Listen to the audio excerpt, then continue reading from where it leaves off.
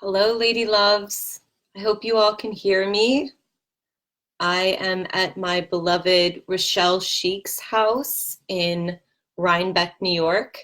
She has a whole, wait, how do I do this? A whole, I can't figure out how to point out. See all the hearts? Look at all these hearts. And I had no idea that her wall even contained all these hearts. Um, and our theme for today is returning to the heart. So I love the synchronicity of that, and welcome all of you. I can see some ladies popping up. Um, so this is the first Red Ladies, I was realizing as I was preparing.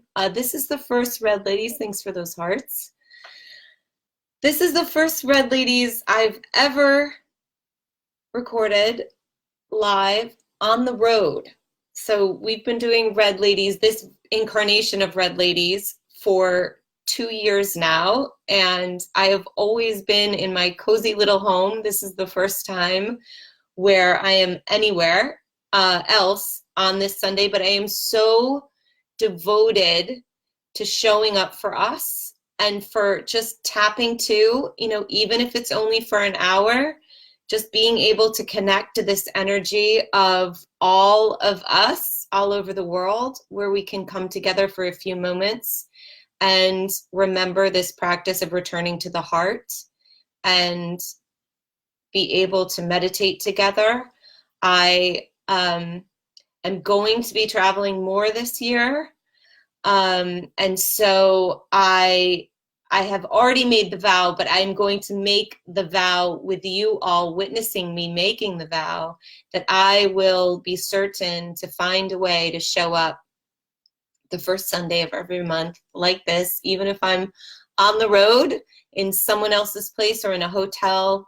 I vow to be able to continue this practice, because this practice of showing up for myself and all of you is what has gotten me to this place of feeling so aligned with who I am and what it is that I'm here to share. So this form of devotion of lady love that Red Ladies has given me throughout all the years, I was thinking about this as I was trying to find this house, and we're in the mountains. If any of you have been to Omega, Omega is in the mountains outside of New York, 2 hours outside of New York City, in the mountains. There's no Wi-Fi once you get all the way up in here.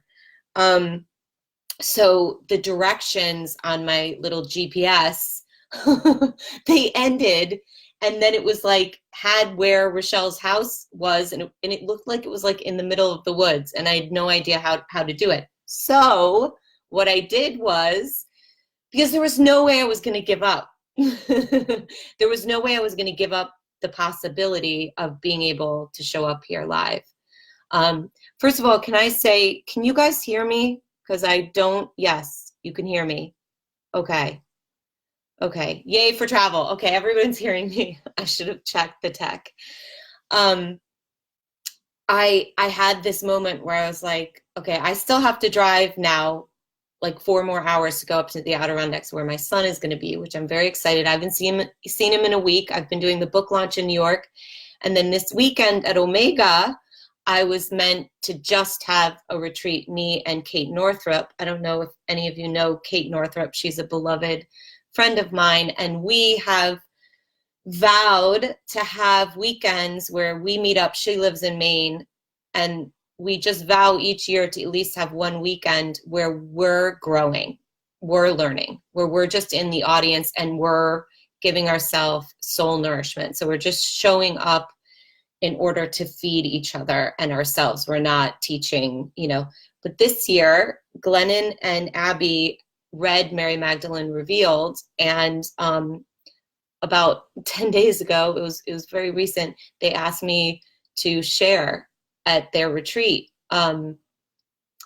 for a section of the retreat that was about faith. And it was absolutely magical and amazing. But the point of it was that I had this moment where, when I was lost in the woods, literally, about an hour ago, where just there was this part of me, because I couldn't find the house and I had no GPS, and I just dropped back into my heart. I took him, I pulled over instead of getting panicked. I pulled over, and this is the real time of what the practice does. I pulled over and I just took a deep breath because I could feel the stress mounting, like, and all of the, what if I don't find the house? What if I can't connect to the ladies? And, they all show up and I'm not there. So I just closed my eyes and to do the 3 breaths. And I just said, show me the way, show me the way. And so I thought to, even though the road had ended, I thought to take a different path, and I went down it. And then, it wasn't on the GPS, but I saw this road and I took it, and it ended up leading up to the farm. So that was that. So I am here, and the emphasis of today is the red thread and returning to the body, which, as things go, was absolutely the emphasis from this weekend at Omega, is the power that women return to when they're able to come back to the body. And that it's not something, obviously, that happens once, or that just happens through one particular medium, one particular form of healing. So there's all different ways that each of us have to cultivate in order to be able to return to our body. But one of them is the soul voice meditation, the one that I just did when I was, in the woods and about to panic. It's so simple that it can be very deceptive. But I think its simplicity is what makes it so powerful, because it's so accessible, and it's something that nobody needs to know about. I didn't have to pull over. I really wanted to, but it's something you can do, and no one needs to know that you're doing it, but it helps you then reconnect. I know we have a lot of new Red Ladies who've joined us recently. And I just want to speak very briefly about what I mean when I say the red thread, and what I mean when I say the 3 breaths. So the red thread, I am wearing this one. If any of you know of Pound jewelry, I'm so bad at figuring out. So this red thread is absolutely awesome because it has this adjustable doohickey, and she puts a little Herkimer diamond at the top. This is my favorite red thread, but there are so many. You can Google them on Amazon, and you can pick out what, or you could just literally get a little red string and just tie it around your wrist, and that's that. It's not the thread, it's the intention that you are setting when you put it on. And the red thread, for me, is about this deep wisdom, this lineage that's always been present. And it's not just about women.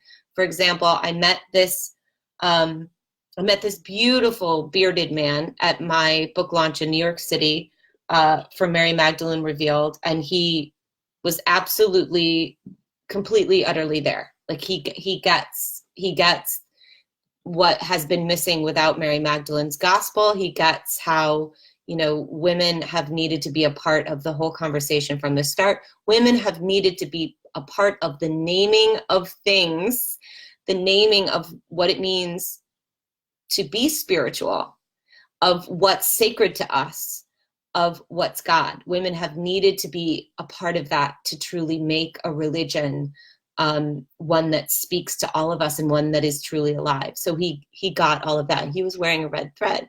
So I was talking about what it means to him. And it's very much this idea, this reality that we have been convinced, and we get this message from so many different places, not just institutionalized religion, but we get this from so many places, also just in popular culture, that truth is outside of us, and and love and knowledge, wisdom. It's things that we have to attain, and we have to seek outside of us. The seeking part is correct, but the seeking is meant to be inward ultimately. So we can still seek out those teachers and those books and those guides, but the message of whether or not it's right for us is coming from the body, is coming from within. So it's like our divining rod, right? It's like our barometer. So that we're not barraged by all these different ideas that anyone outside of us knows more about us than we do. That's never been true. That's never been true. We can, again and again, return to the body and ask from within the heart what's actually true for us and what's right for us. What's the best next step for us in order for us to continue to learn what's right for us. So this concept of the red thread and returning to the heart, there's a quote that came up this weekend while I was answering questions, and I got very, very passionate about it because I feel like it's a quote that to me, it's really like the scripture for this whole belief for me. And it comes from the Gospel of Philip, which for many of you who have read Mary Magdalene Revealed, or who have been with me, for years, and the Gospel of Philip comes from the scripture that was not included in the New Testament when it was formed in the 4th century. So the quote is, "What you say in a body. You can say nothing outside this body. You must awaken while in this body, for everything exists in it. Resurrect in this life." That concept, of course, turns the whole structure of what we would meet with in most, not all, but most Christian communities and churches, 2 parts to it, which I think are really, really important. First, that there has always been this idea that ideas of God come from somewhere else, right? That ideas of the divine come from somewhere outside the body. And in a way, then, we are completely denying, transcending, bypassing the reality that we are in a body. So however you understand where a message is coming from, for example, you can feel like you received guidance from a source or a place that does not feel like you, feels like it's something beyond you. What this quote is trying to also suggest is that, yes, but you heard that, you received that right here from within your own heart, in your own body. So nothing exists that's outside as we're in it, as our soul is in the body. So it returns the importance and the gratitude and appreciation and the beautiful opportunity that the body has always been. It turns that around, because so often in so many religions, the body is the obstacle, the body is the challenge. It's what we have to overcome, or deny that we're in, or starve ourselves, or sit like a yogi for weeks on end, And what this is saying is, let's recognize that while we're alive, everything exists in this body. All these visions that we're having that are so divine and sacred and mystical, they're happening in the body. So it's this awareness of the beauty of what this miraculous potential and opportunity is for us. So the second part that is very different from what we may have heard before about this quote is to resurrect in this life, which I love so much. And it's a part of the red thread, right? That that if we see resurrection not as something that happened just once to Christ, and then that was that. If we see resurrection as something that's happening all the time, hopefully throughout our life, where we're dying to what the ego has said about us all our lives, right?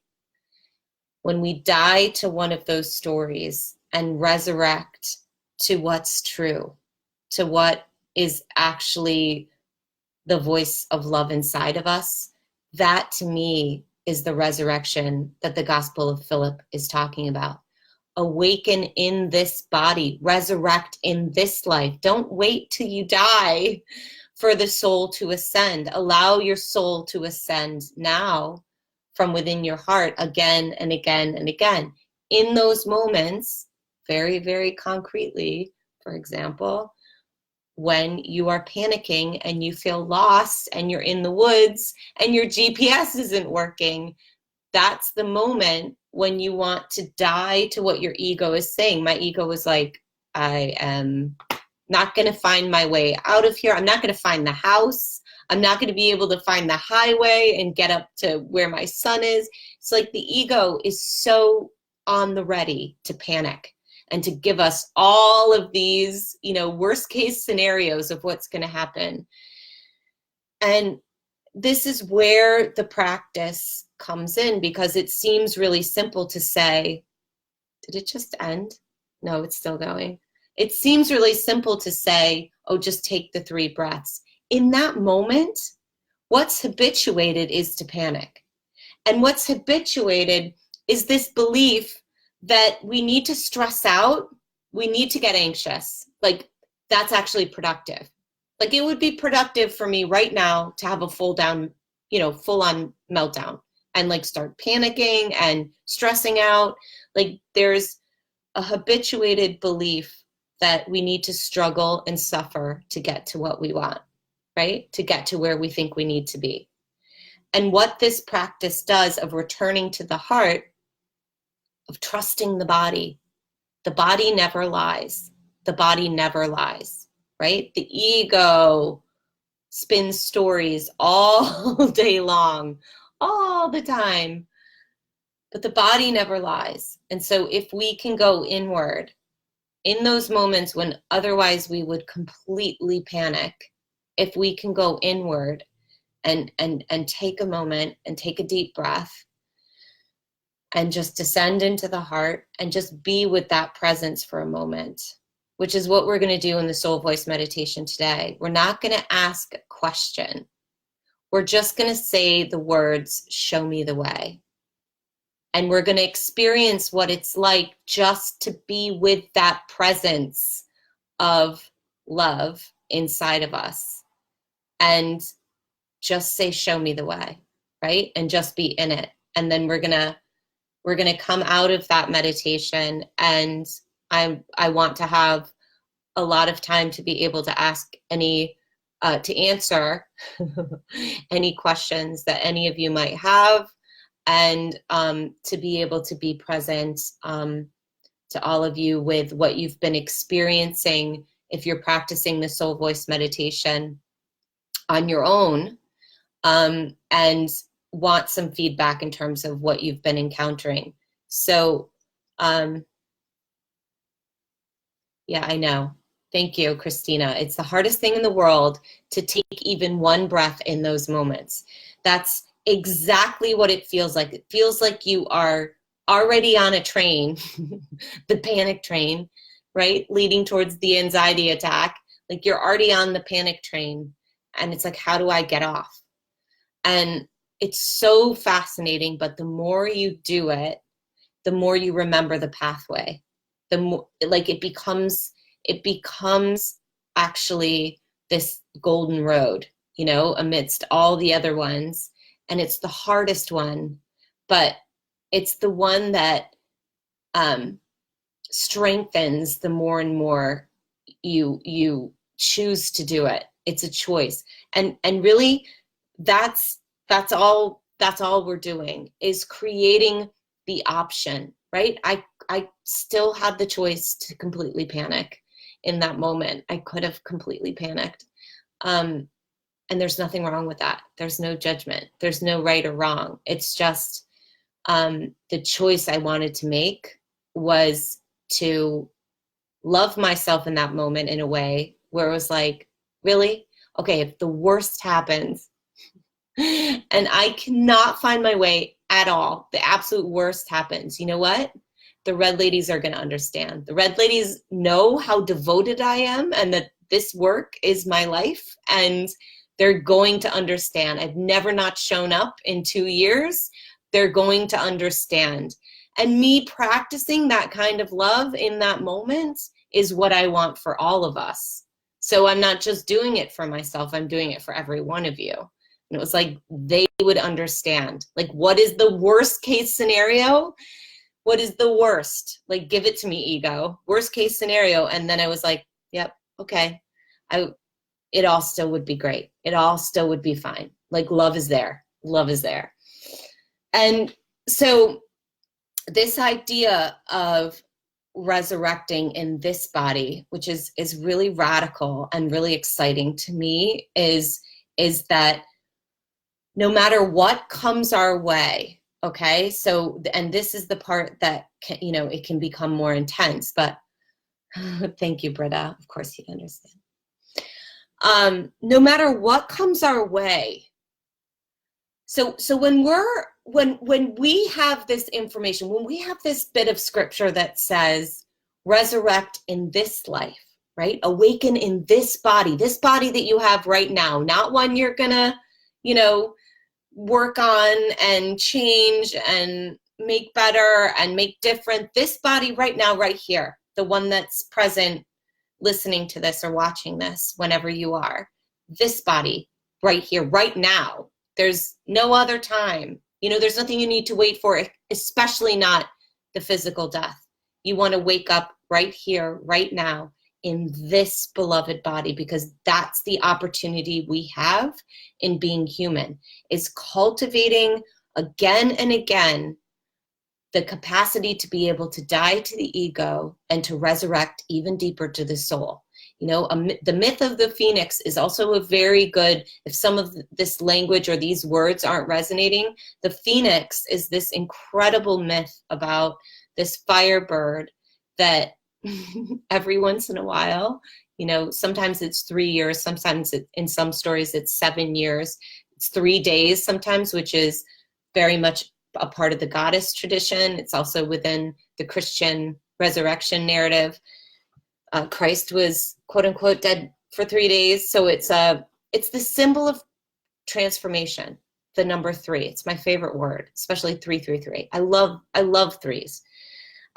So the idea of resurrecting, what's so empowering about that then is that whatever comes your way, no matter how initially it may feel debilitating and may feel like, you know, like you're having a sense of feeling broken by it or consumed by it or derailed by it, what this practice is about is that the phoenix, like, no matter how many days it is, whatever the story is, 3, 7, 3 days, 3 years, it goes up into flames and just, you know, turns to ashes, and then it arises again. It rises up again and again. And when we think of it as each time we resurrect more brilliantly, right? Like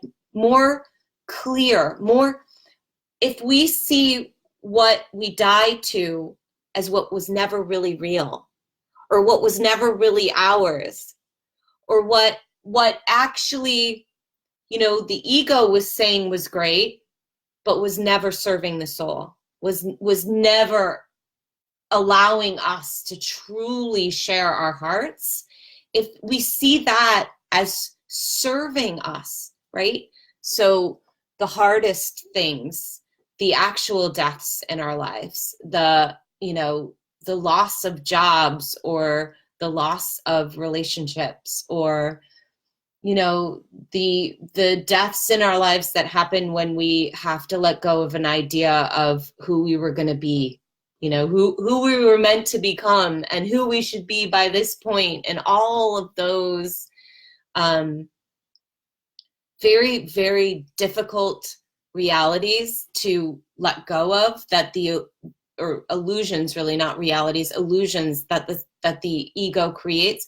When we can die to that, and we can say each next time, you know, something comes our way that really feels epic, we can see it. We've already been practicing, right? We're not waiting for something like that to happen. We're practicing all along. We are cultivating this spiritual practice that we all have access to, we all can do, of returning again and again to the heart, of remembering again and again that this body is our soul's chance to be here. And when we can die to something that was never really real, it was never really ours, it was not something that actually is serving us in the highest sense, when we can die to that and then resurrect more intimate with the soul each next time, right? Like each time we incinerate like the phoenix and then come back alive again, we're nearer and nearer and nearer to just being the soul inside the skin. I've always loved that the goddess Isis, her iconography is so stunning. But some of my favorite images of her, yes, thank you, Tracy, Death of an Identity. Britta, I see 333s all the time. It's really, it's that message of resurrecting, of again and again. Exactly, Diana. You never arrive. We never arrive. And that's like good news, bad news, right?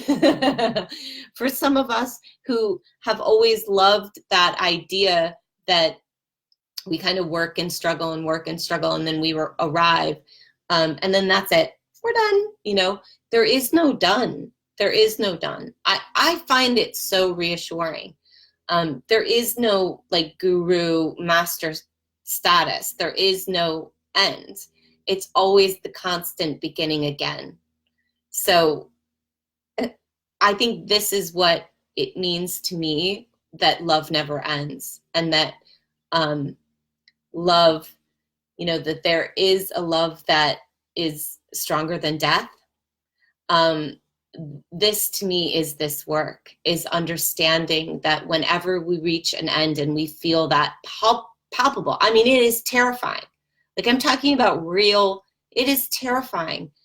But what I found is that like with each next death, it's like I can burn brighter. I can see more clearly. I can trust deeper. I can be in situations that, you know, otherwise in my past would have really unnerved me or undid me. And I have this capacity to take that path into my heart instead.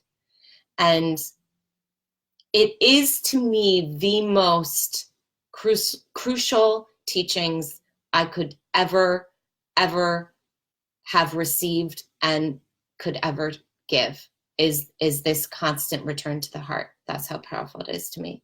So I want us to go into the soul voice meditation now. And for those of you who have never done a soul voice, oh, so tired. Can I just say that? I am so elated and so excited, but also so tired. For those of you who are coming to Omega, it's electrifying and it's amazing. And this little body did not want to sleep. Just being around so many people, and I couldn't sleep. I was very inspired as I was the last time I was at Omega, which I wrote about in the afterword of Mary Magdalene Revealed. I was that inspired. So what was I trying to say? I was trying to say the soul voice meditation. For those of you who have never done it before, do not be alarmed. It is very, very, very simple. We're just going to take 3 intentional breaths. The first is to drop into the heart. The second is to connect to the soul. And the third is to just surface again and open your eyes and have that sense of being connected to what's more real for you. So with this soul voice meditation for the red thread and returning to the heart, you know, typically we ask a question and then we listen in all the various ways that we can receive a vision from within. We listen with, you know, the sense of just an emotion or a feeling that may flood us. We listen with a sense of an auditory sound. I really hear a voice, but it's very difficult to describe. It's the voice that comes from within. So it sounds very different than, for example, my voice right now as you're hearing it, because you're hearing it with your ears. This is the voice that emerges from within the heart, emerges from within us. And this is the voice that doesn't have a voice without us. So it's you know, this soundless voice that emerges from the silence. And then there's also some of us really have this capacity to vision in a way that's very powerful. Like some red ladies go in and it's like they sit down in front of a movie theater and they're just seeing images that answer and address whatever question we're asking. For this soul voice meditation, and I recorded the soul voice meditation for this and I've sent it to Emma, and Emma will upload it on the membership site. For the red thread and returning to the heart, I made it just 5 minutes. So it's something that you can listen to very easily. It's something you can return to and hopefully use often, because again, for me, the simplicity of this practice is very deceptive. But when you can utilize it in the midst of, here's a really good example. You're about to engage in a fight with your child or your husband or your lover or your partner, your best friend, your parent. You're just about, you can feel it coming on. You're just about to go there. Or an email comes in. We all know, and we're like laying in bed and about to go to sleep, and somebody emails us and it's like, and it's an email that's straight from their ego, right? And unfortunately what can happen is that when ego speaks to ego, it just creates this unholy mess, right? And it's like days, months, years later, you get to the heart of it. What this practice is about, and what I want to suggest, because again, it's very deceptive, but what I want to suggest is that in those moments when your ego is like, you know, oh my God, I can't believe he just said that to me, or, oh, I have to address this right now, right? The ego is so about insisting it's urgent. Like you cannot go to sleep right now and return to that email in the morning. Like the world will crumble if you do that. The ego is so set on time, and it's part of how you can begin to recognize that it's the ego, because there's that pressure. It's like, it has to happen now. Well, I'm going to respond right now in this moment, right? And you know, your response after taking the 3 breaths still might come, you might still be outraged, but you're going to be coming from the heart. And I promise you that like when ego comes at you and you respond with soul, that's when the transformations start to really, really happen.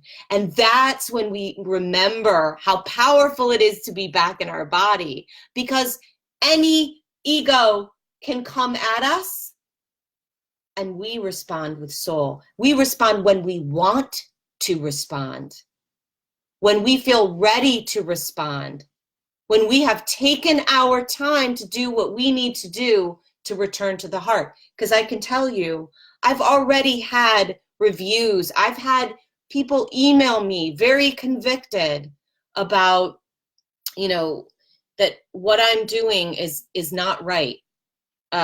What I've written about in Mary Magdalene Revealed is, you know, so threatening to them. So they come at me with this ego.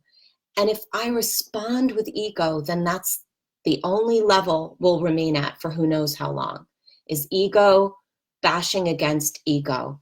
And there's no communication happening. My favorite Latin phrase is cor ad cor loquitur. Heart speaks to heart directly. So if I ever want to respond to some of the fundamentalists or some of the people who've been threatened by, you know, some of the reviews I've been getting on Amazon for doing this work to try to resurrect Mary Magdalene's voice and importance and women's leadership in the church, if and when I ever do want to respond, I will respond from my heart. I will respond back in my body, because what some of those comments can do, because I'm human, is they can scare me, or they can alarm me, or I can just feel, you know, like feel all the feelings about, you know, someone calling your work terrible when you've, you know, worked on it for most of your adult life. It's like the reality is that there is a moment where you can leave your heart. You can kind of, I was in my talk this week, and I was saying how the Aramaic word for death is existing elsewhere. Okay, so the death is existing elsewhere, just simply being somewhere else. The resurrection is when we come back home to the body, again and again and again. We keep resurrecting in us because we want to exist right here. We don't want to be dead, like obsessing about something someone has said, what their ego has said, not the truth of how they really, really feel, but the ego, you know, and we allow that to, you know, we allow that fear. I allow that fear. When someone comes at me very strongly with their ego, I can exist elsewhere, right? I can just go poof outside the body, because that's really scary. And I don't know how to address that. And the thing is the body never lies. The reason why in that moment I don't know how to address that is because I should not be addressing that. That is not mine to address. I'm not actually responsible for those, for the feelings that my truth is eliciting. I'm not responsible for that. That's their responsibility, not mine. So when I don't have an answer and I'm existing elsewhere, you know, because of the fear, that is a truth for me. The body never lies. It's not mine to answer. But what I want to be able to do is come back home to the body, is return. I want to be able to cultivate a life where I am living from within my heart and I'm speaking from it simply.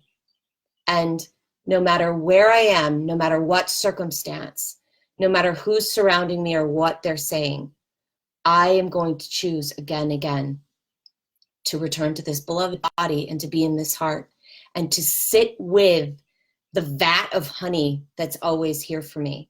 I'm going to choose this love again and again, even and especially if somebody else outside of me wants to take me from it.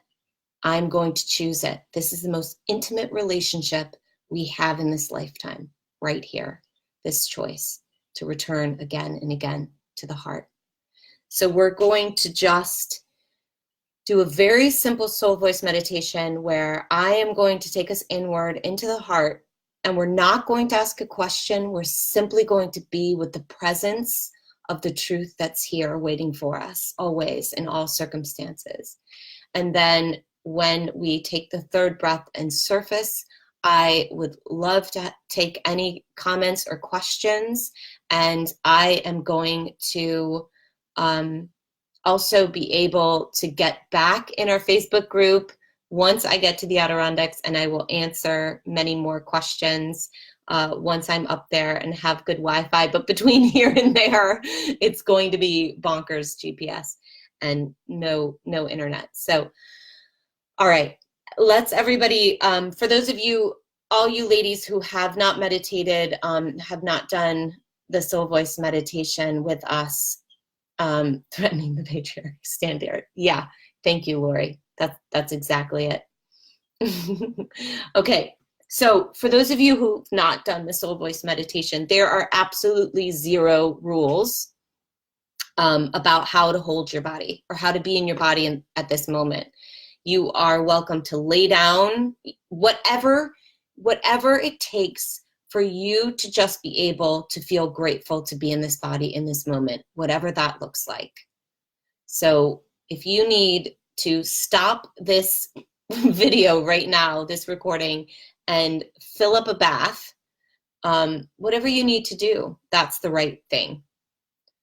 So let's take a moment just to feel this gratitude to be able to all be together right now. All of us wear this red thread.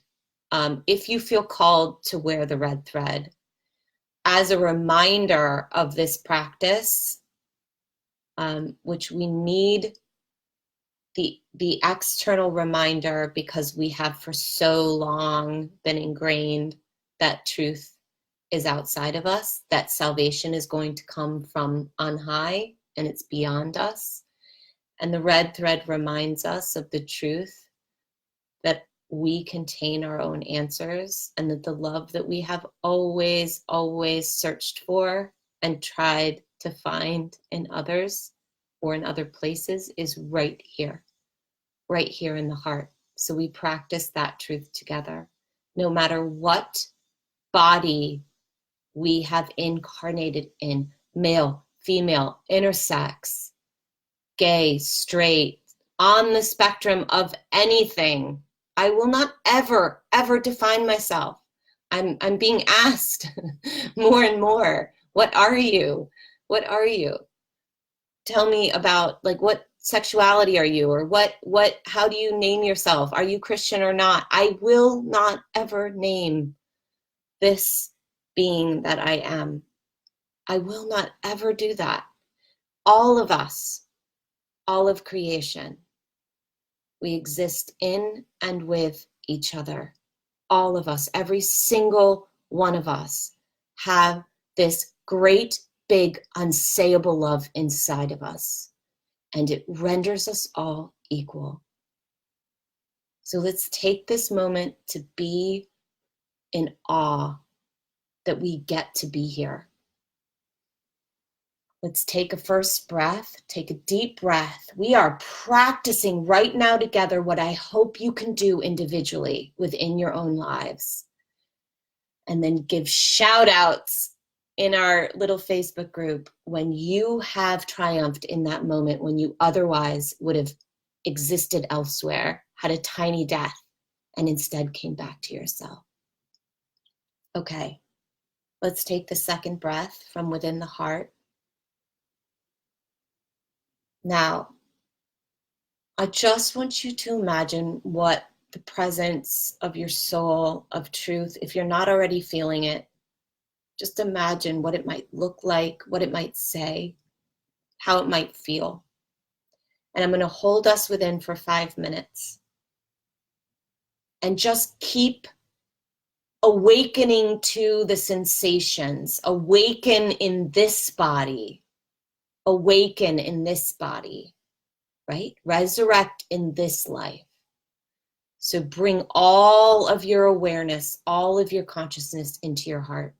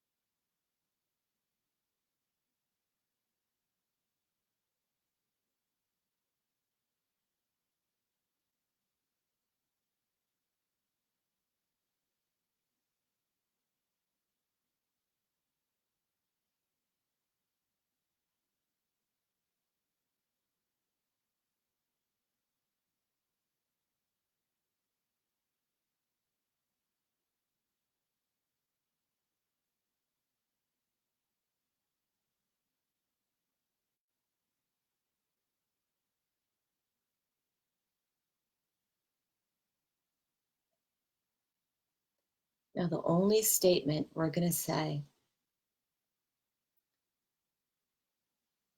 in this presence of love that's here inside us is, show me the way. Show me the way. That's the surrender.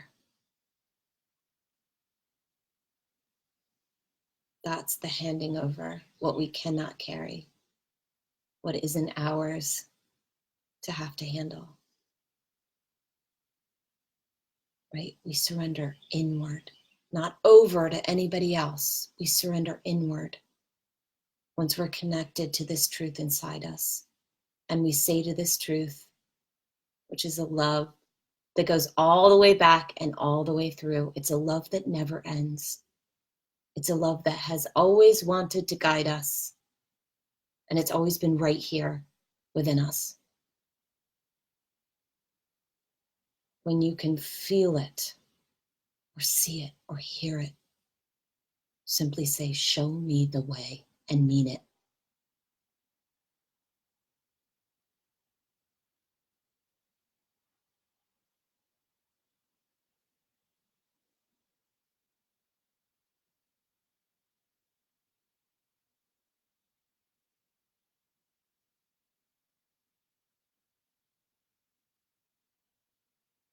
Such a relief, right?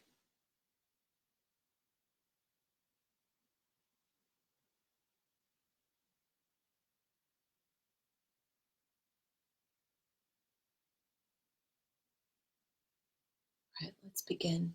Just take that third breath.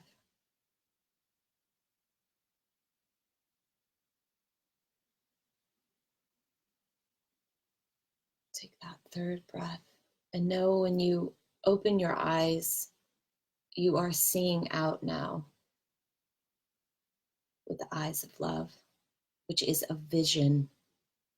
It's a vision. It's a form of vision that only the heart's capable of. And it can show us a world that's within this world.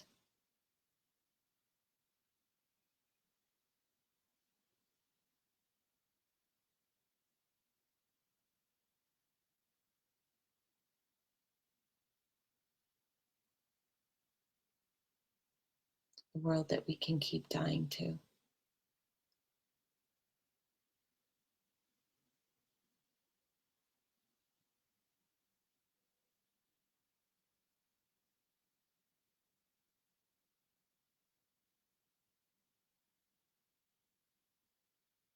And then awakening. Let's take a minute to fully open our eyes. I went deep there, ladies. I'm struggling. Oh, that felt amazing. Oh. And when and if any of you beloved souls want to share, this is what I refer to as the reveal part of Red Ladies. If there's anything you want to share, anything at all about what you are moving through or what you want us to support you with, or any experience you just had in that particular soul voice meditation, please feel free to share. Thank you. I know, felt really, Diana's got her bath going. Thank you. I truly, truly wish I could take one right now with Epsom salts and lavender and a few rose petals. Oh, my body, my beloved body. I will get rest. I will get rest. And then we have the Mary Magdalene Revealed Omega Retreat from August 16th to the 18th. So I'm actually going to be able to see so many of you very soon, which is just beyond words, to be able to be physically together after being virtually together for so long. Tracy, you're one of them. I'm very much looking forward to Bath Fizzy. Is that what it's called? Bath Fizzy. All right. I'm gonna stay with us in case anyone else has. Everybody might still be in that soul voice meditation. Like, nope, I'm not coming out. I could have stayed there. Except I do need to get to the Adirondacks, and I do need to eat at some point. Okay. We have some more. I know. I'm so excited for the retreat. Tracy, I'm so excited. And Tracy, just so you know, there is super wonky Wi-Fi.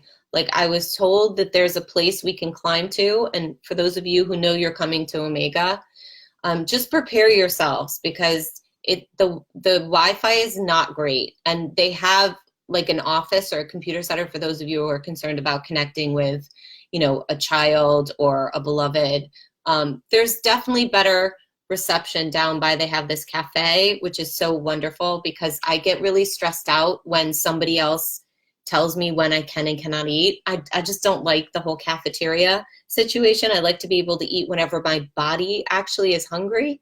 So it's really, they have wonderful organic food at the cafe. So it's great, you know, and it's open 3 times a day. I tend to eat when my body is actually hungry, and that isn't always within, you know, the structured frame of the day. So just so all of you know, in case this is reassuring, they also have a cafe that's open from like 7 in the morning to 11 at night, and amazing sweet potato French fries. And that does have good Wi-Fi. So every once in a while I'd go down from the cabin just so I could check in and see how my little man, Shay Shay, was doing. And it brings great relief, and then you can be more present to what it is that you want to receive while you're at Omega. So, okay, we had a lot of comments just come in. No, I know. And Christine, you know, making the trip all the way to the US is intense for this Omega retreat. And I will say, I will put them up as soon as possible once this part of the book tour is over. I will be doing a retreat in Glastonbury at the town hall June 13th in the UK. There's going to be a Mary Magdalene Revealed retreat in Glastonbury in the UK at the town hall June 13th. So you guys can save the date for that. And there are a couple other exciting, I can't quite announce yet, news, but I will announce it to you all first, as I always do. But there will be a lot more speaking that it seems my soul wants me to do.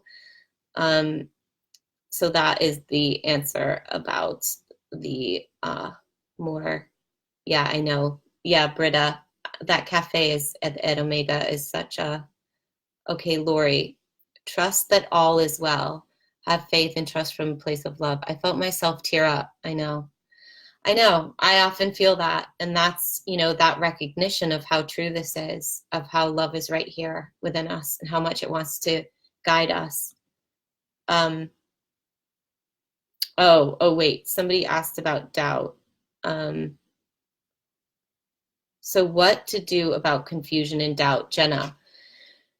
So my answer to that, because doubt and disbelief is a huge part of the practice, a huge part. As those of you who have read Mary Magdalene Revealed know, she tells these secret teachings that Christ gave her, and then Peter doesn't believe her. So the power of disbelieving the feminine is right there in the first century in scripture, okay? And Mary, in that moment, she's representing the feminine. The feminine to me in that moment is because she's talking about receiving a vision within her heart. It's so hard to believe ourselves, but I'm so grateful, Jenna, you brought that up, because it's the other part of the practice. It's why it's 3 breaths and not just 2. Right? It's not just about going in and avering for us and getting to experience that this love and truth is right here within us in the heart. We're embodied, we're back home. It's not just that, it's believing it, right? It's believing what we hear. when, you know, and it's trusting. When I say, show me the way, it's then trusting. And what I can say is the only thing that works is practice, is doing it again and again and again. And sometimes you have to fake it until you make it. Sometimes you have to do it for one of us rather than yourself. I know for me, in the very early stages of Red Ladies, when Red Ladies was, you know, a bunch of us just meeting in a circle in San Francisco in my apartment on the floor, like sitting on cushions. There were like 7 of us, and that was it. And we met. And it took practice to believe what I heard. I would hear it, but then it took practice to actually believe it. And I found that when when a woman tells her truth, there's no way you can't fall in love with her, right? No matter how different you might think she is. When she starts telling the truth, what's really true, you just fall in love with her. So all of these women I was madly in love with because they were telling their truth. And I found it to be so particularly courageous to go inward because no one else can know that it's true except us. And that can feel very lonely. So having all those women, there was one woman in particular, her name is Priya, which means most loved in Sanskrit. I adored Priya and I loved her so much. And it pained me, physically pained me, when I saw that she didn't believe in herself. It hurt so much. And it didn't hurt as much when I didn't believe in myself. You know, I could not believe in myself. And like, I was used to that. I was used to like hearing something. I asked a question in my heart and I heard something, but then I didn't really believe. How could I be that powerful? How could it be that simple that I know the answer to what I'm, you know, trying to figure out? How could it be that simple? For me, it was easy to disbelieve myself, but witnessing Priya disbelieve herself was so painful that I began to understand, wait a second, that's what she's experiencing when she sees me not believing in myself. I didn't believe I could ever become a writer, right? I didn't believe, like, my soul was saying, just write, like show up every day and just keep writing, just keep writing. And I had so much trouble believing, because I wanted that so much and I knew how true that was, but I had so much trouble believing in myself. And it took sort of the training wheels of loving this woman and witnessing the, you know, disbelief in her to ignite and realize, oh my God, that's what she's experiencing when she witnesses me not believing in myself. So I faked it until I made it. And I started experiencing that this is what love is, right? Like, this is what it concretely means to love myself. It's such a wonderful term, and it's a term that like so many people use, but my version of self-love was going inward, hearing what my heart had to say about something, and then believing it enough that I took action on it. All right, let's scroll down. Yes, in 2020, June 13th, 2020, that's going to be the Glastonbury event. Beautiful. Thank you, Jenna. Beautiful. I don't know about California yet, but I will make sure to tell all of you first all of the things that become secured with more speaking events around Mary Magdalene Revealed. There's been a tremendous response, and it has changed me on a cellular level. So I'm going to be very present as I'm on my little summer break with my son for the next week or so, in between that retreat with Glennon and Abby to the retreat with many of you and all of those who show up for Mary Magdalene Revealed retreat at Omega. I will be very present in our Facebook group. I will have good Wi-Fi once I get up there and continue to answer any questions you might have. about the red thread and returning to the heart, because this practice is so incredibly crucial for us to be able to rise. It's the soul that rises, and it rises from within us. It rises from within the heart. And it's the ego that dies. It's only the ego that ever dies. And then at some point, this beloved body. But it's the soul that rises. And we don't need to wait until the physical death to begin that practice of the soul rising, so that with each next ego death, we can exist more intensely, right? We don't have to exist elsewhere, anywhere, anytime. We can keep coming back into our body and keep knowing what's true for us. All right, Red Ladies, I am going to find my way back to my son. I haven't seen him in a week because I've been on this book tour, which has been magical and powerful. And I want to say again, in case some of you did not hear it, and in case some of you can hear it again now, because I'm saying it again, I would not be where I am right now, which is in a place of bliss, a place of fullness, a place of a sense of having completed work that I will continue to do until I leave this earth. But I would not be here, right here, in my body so fully, so effortlessly being able to share my heart and my soul without all of you, without the red thread, without this beloved community that has supported and inspired me from the very beginning. So I just want to exude love and gratitude for all of you, for all of us, for the ways that we show up and continue to show up for each other and ourselves. I love you. I love you. I love you. There's the 333.